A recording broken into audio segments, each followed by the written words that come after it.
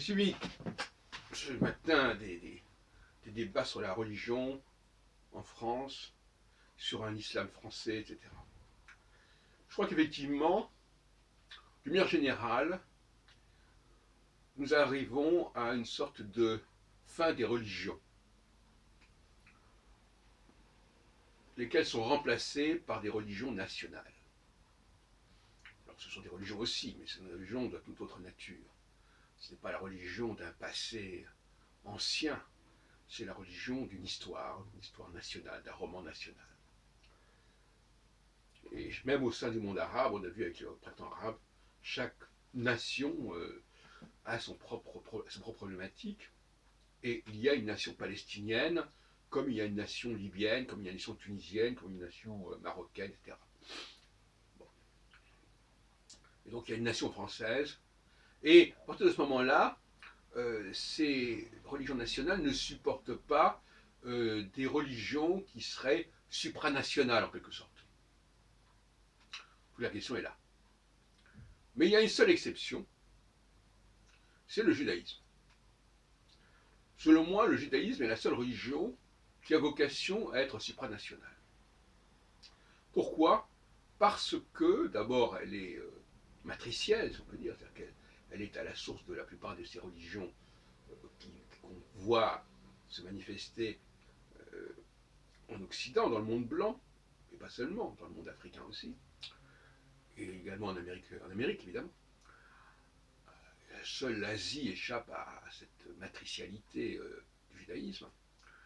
Et aussi parce que, avec la Nouvelle Alliance, la théorie de la Nouvelle Alliance, que j'ai déjà développée à plusieurs reprises, les Juifs ont une fonction particulière. Ils ont une fonction particulière au sein de la société. Ce n'est pas une idée nouvelle. Même au Moyen-Âge, on accordait aux Juifs une fonction particulière. C'était en l'occurrence le prêt usuraire, le prêt sur gage, etc. C'était ce que c'était. Mais plus généralement aujourd'hui, l'idée de nouvelle alliance signifie que les Juifs ont des facultés particulières, ont un savoir immanent particulier, une science infuse particulière, qui les situe au sommet de la société, quelque part. Et dire au sommet de la société, ça ne veut pas dire en avant, car ceux qui sont au sommet sont souvent en arrière. Un auteur d'une pièce de théâtre, ou même on ne le voit pas sur la scène. C'est pas lui qui salue le public. Donc ne mélangeons pas tout. La matricialité ne signifie pas qu'on est devant, sur le devant de la scène. Alors certains diront, ah bah oui, mais alors ça veut dire qu'il tire les ficelles. Oui, quelque part, toute forme de... on peut dire aussi que tous les grands hommes, tous les grands penseurs tirent les ficelles, puisqu'ils sont à l'arrière-plan. C'est un débat en soi. Alors, la fonctionnalité est une notion très importante pour moi, à double sens, à double titre. D'une part parce que, effectivement, du moment que les Juifs sont une religion, mais c'est une religion non pas nationale, mais une religion, je dirais, sociale, c'est-à-dire que ça correspond à une certaine classe sociale, eh bien dans toute nation, il y a des classes sociales. S'il y a une chose qui n'a pas disparu, ce sont les classes sociales. Les religions ont pu disparaître, mais pas les classes sociales, et c'est en ce sens-là que Marx a raison de remplacer la notion de classe sociale, la notion de religion par celle de classe sociale. On sait que le marxisme et le communisme évacuent le religieux, c'est pas pour rien. Et par conséquent, il y a un internationalisme des classes sociales. Prolétaires de tous les pays, unissez-vous, comme on dit dans le manifeste du Parti communiste, de 1840 et quelques. Bon, donc ça continue à exister, et ça c'est supranational. Or, la seule religion qui soit réellement supranationale, aujourd'hui, c'est la religion juive. Parce que les tenants de cette religion, les juifs qui héritent, qui sont les héritiers, les descendants de plusieurs millénaires de ce peuple, ont des facultés particulières, ont développé depuis quelques siècles des facultés particulières, qui les placent en haut du système. Par conséquent, oui, c'est une religion fonctionnelle, on pourrait dire ça comme ça, à la différence des religions nationales. En ce sens-là, l'existence de l'État d'Israël ce n'est jamais qu'un État parmi les autres. Je suis d'accord avec ça. C'est un État parmi les autres qui ne fait pas sens s'il n'est que juif. Parce qu'on vient de dire que les juifs se situent en haut du système. Donc il faut bien qu'il y ait des gens en bas du système. C'est pour ça que je suis pour l'existence d'un État binational, un État à la fois juif et arabe et palestinien, parce que c'est la seule cohérence qui puisse exister. Hein. Autrement, on condamne des juifs à occuper des postes inférieurs, ce qui est important, et ce qui a d'ailleurs donné lieu à ce qu'on a appelé à l'époque de Elie El-Maleh, il y a quelques décennies, le second Israël. C'est-à-dire qu'on considère par exemple que les juifs séfarades sont la base subalterne de la société israélienne, des choses comme ça.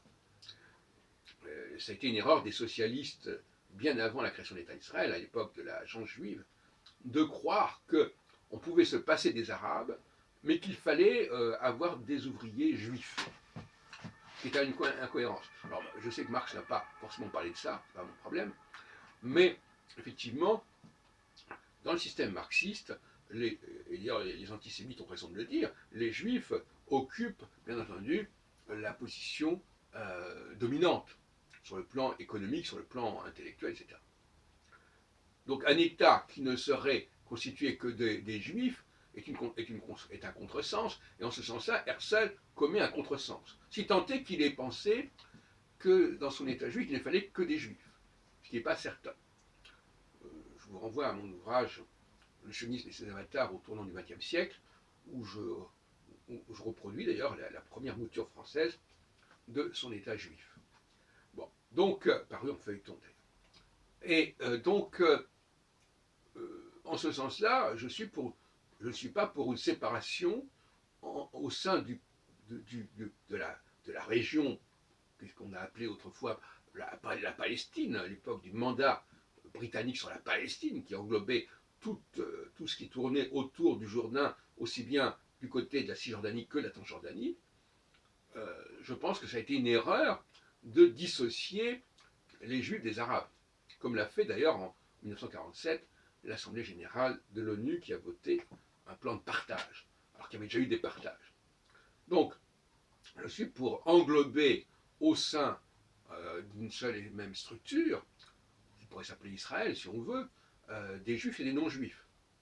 Bon. Mais cela dit, ça ne signifie pas du tout qu'il faille que tous les juifs aillent vivre en Israël. C'est totalement aberrant, parce qu'on vient de dire à l'instant qu'ils ont une vocation supranationale, et qu'ils ont leur place dans tout pays, tout en participant bien entendu à la culture de ce pays, c'est évident. Voilà, il ne s'agit pas de dire que c'est une culture différente. Il s'agit simplement qu'il y a des fonctions différentes. Et alors un autre aspect que je voudrais aborder dans cette petite vidéo, c'est le fait que cette nouvelle alliance, elle confère aux Juifs avant tout le sens du fonctionnement, justement. C'est pas pour rien que je parle de fonctionnement.